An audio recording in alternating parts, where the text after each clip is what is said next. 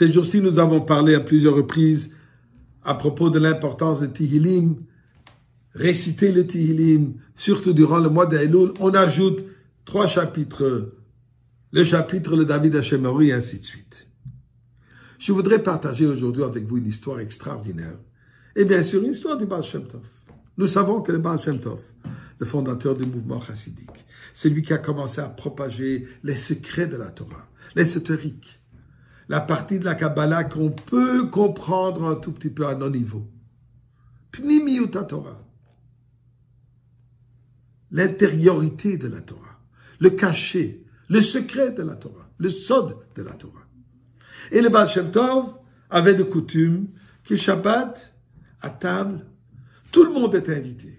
Peu importe, des plus grands de ses élèves, à l'homme le plus simple, qui à peine qui pouvait réciter quelques paroles de Tehillim et lire les paroles de la prière à moitié brisées. Tout le monde était également invité à sa table. Non seulement ils étaient invités, mais durant les repas de Shabbat, le Baal Shem Tov a donné une attention particulière aux plus simples.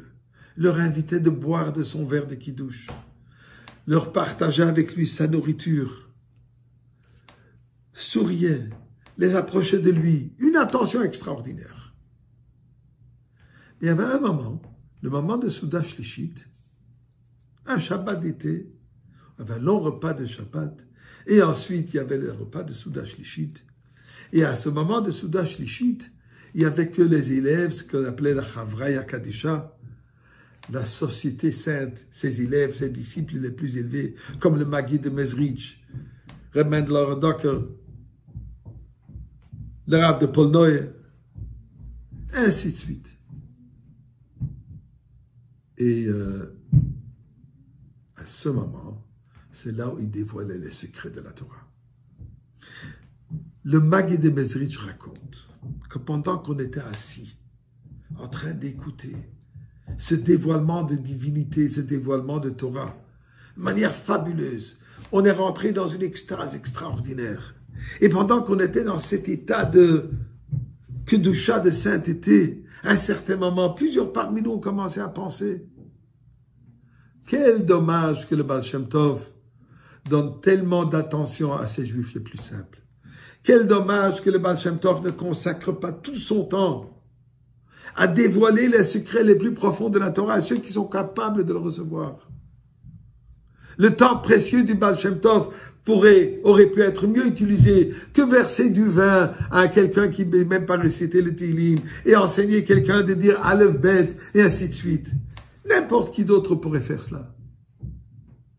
À un certain moment, assis comme ça à table du Baal Shem Tov, Souda Shlishit, le Baal Shem Tov nous a demandé de fermer les yeux. Et il commence à dire le pasuk Shalom, Shalom Larachok. Paix, paix, au loin et au proche.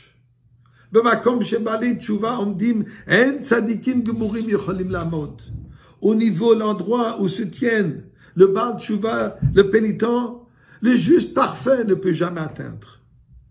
Et tout à coup, il nous demande de rester les yeux fermés et commencer à chanter. Un chant qui touche le cœur. Un chant qui réveille le cœur.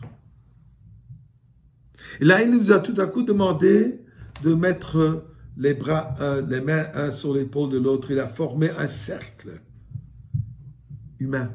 Et le Baal Shem Tov lui-même en premier met sa main droite sur ce talmid, assis à droite, et celui à gauche. Et il a commencé à chanter. Et là, tout à coup, on a été transportés dans un autre monde. On a entendu des paroles divines, des paroles sainteté. Quelqu'un qui dit « Taten Himmel, cher Père,